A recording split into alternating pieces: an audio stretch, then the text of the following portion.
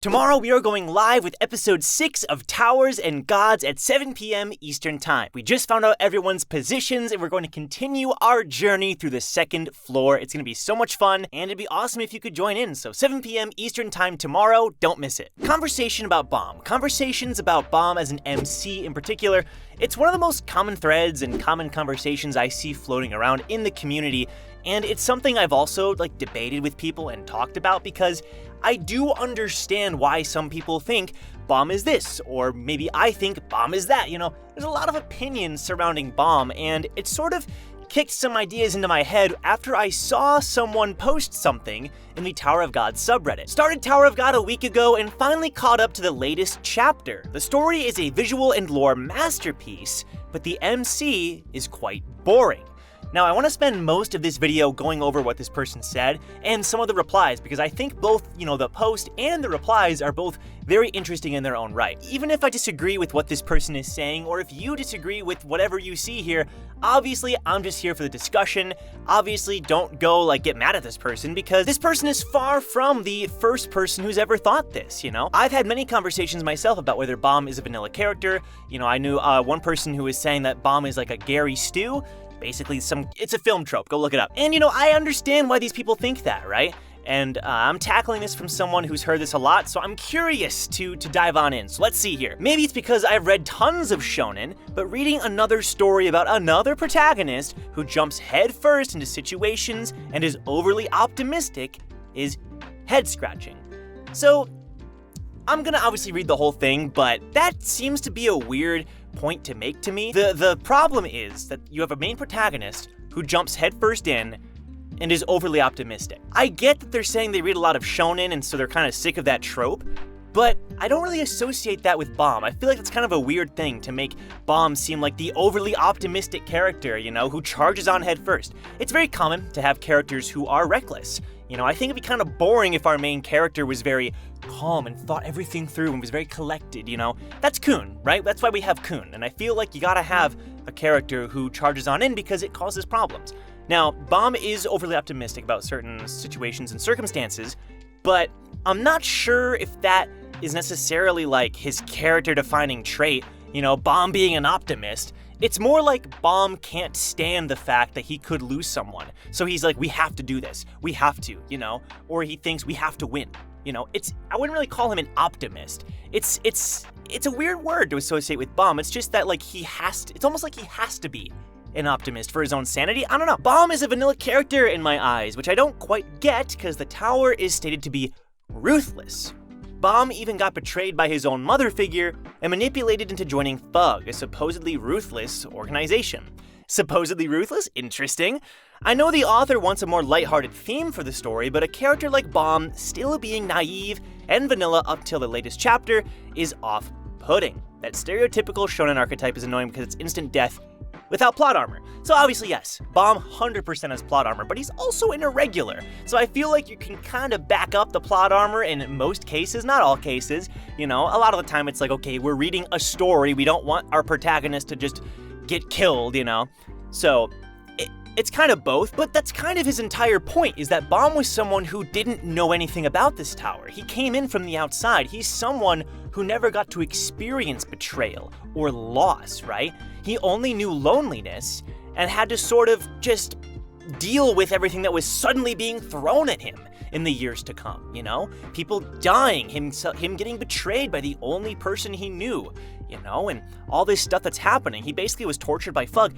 It's like Bomb was naive, and paid the consequences, suffered the consequences, whatever you want to call it, but is of course still naive because he's different. He's starting to trust people again. He believes he can save them all. He's still a baby. Bomb is still a baby. What do you expect, He's only been climbing this tower for 10 years or something. And he's someone who is so strong that he could protect people when normally in your climb, those kinds of people would die, right? They would die.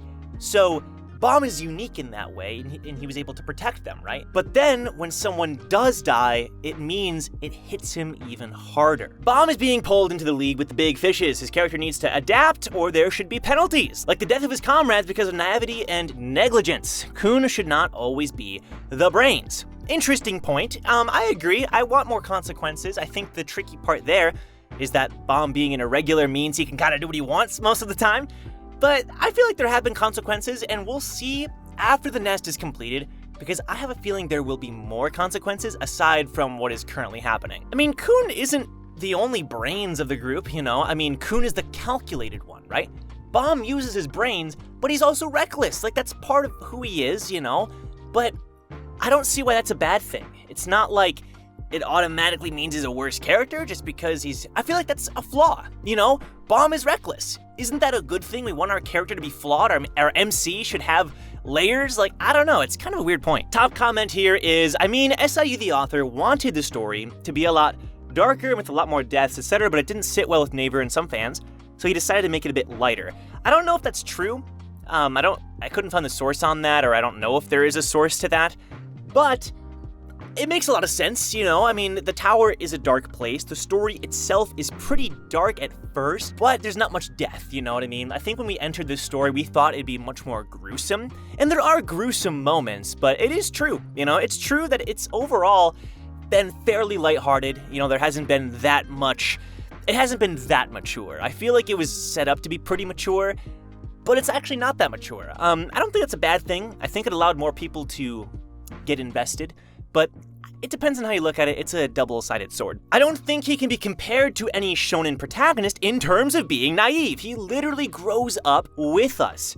He had zero idea about the world outside the cave he lived in. And then he was thrown into the tower. Of course he has no idea what to do. He's still a child, a literal one. If you think about him as a kid learning to be an adult in extreme circumstances, then his growth becomes rewarding and his pace becomes justifiable, at least for me. And I agree, right? I feel like that's the entire purpose of Bomb, was unlike everyone else, he literally had zero experience, okay?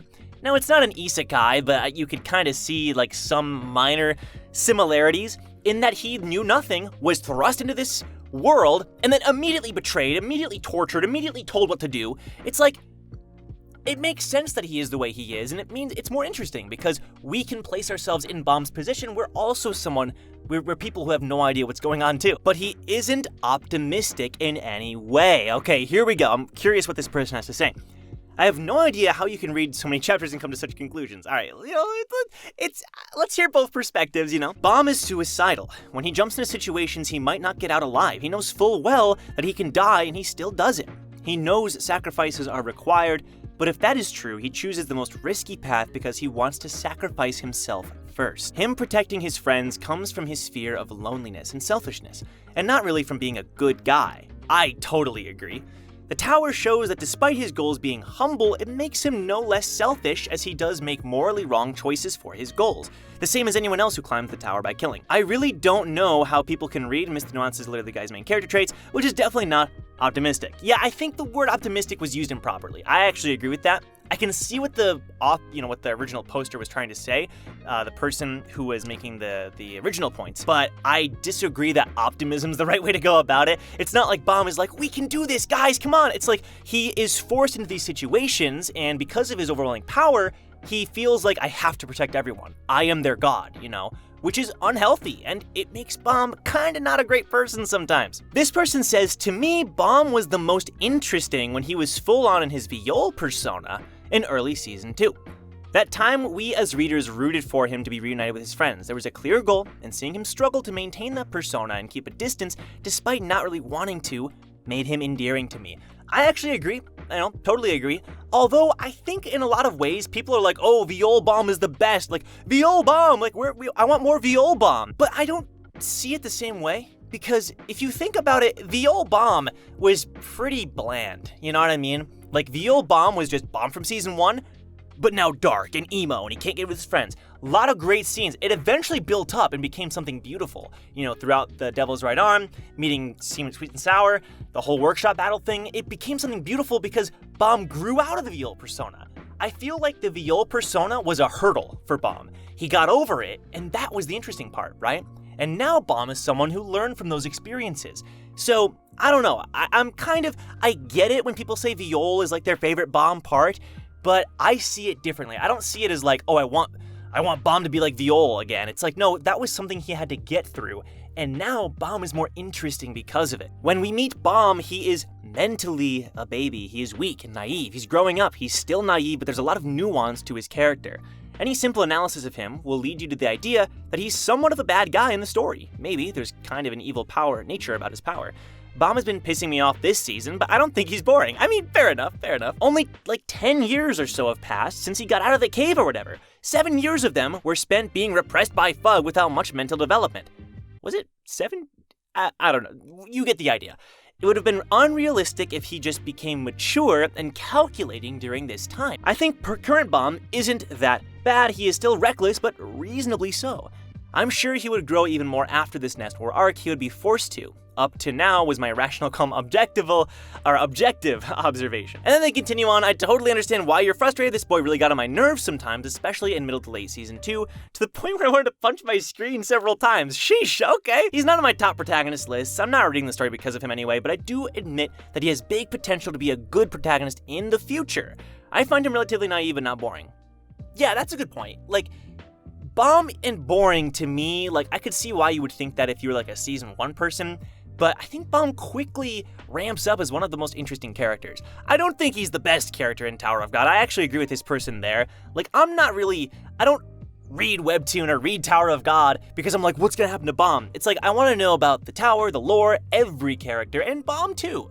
It's not like Bomb is my top focus, though. I can see what they're saying. So there you go, a lot of interesting things, and I don't know, I want to talk about it because I feel like this is a pretty intense topic within the community, and a lot of people think that he's boring, a lot of people think he's the best character.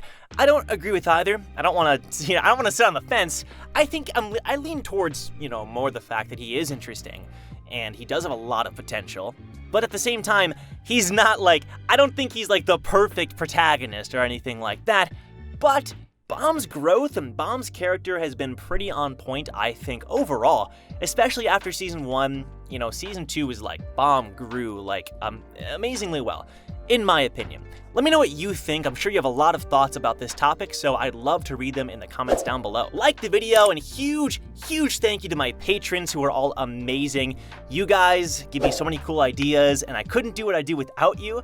We have a patron chat in the Discord that I'm so bad at checking, but it is nice interacting with you all whenever I do get the chance. So thank you to my patrons. Also, like I said at the start of the video, Towers and Gods tomorrow, bro. I'm so excited, man. Towers and Gods is like, it's my favorite thing that I do nowadays, and I love it. I put a lot of time and attention into it. All the cast members are so funny and awesome, so definitely tune in. Even if you haven't seen the previous episode, it's totally cool. You can always watch them later if you're interested, but Towers and Gods live tomorrow at 7 p.m. Eastern Time. And with that being said, I will see you all in the next Tower of God discussion video. Take care.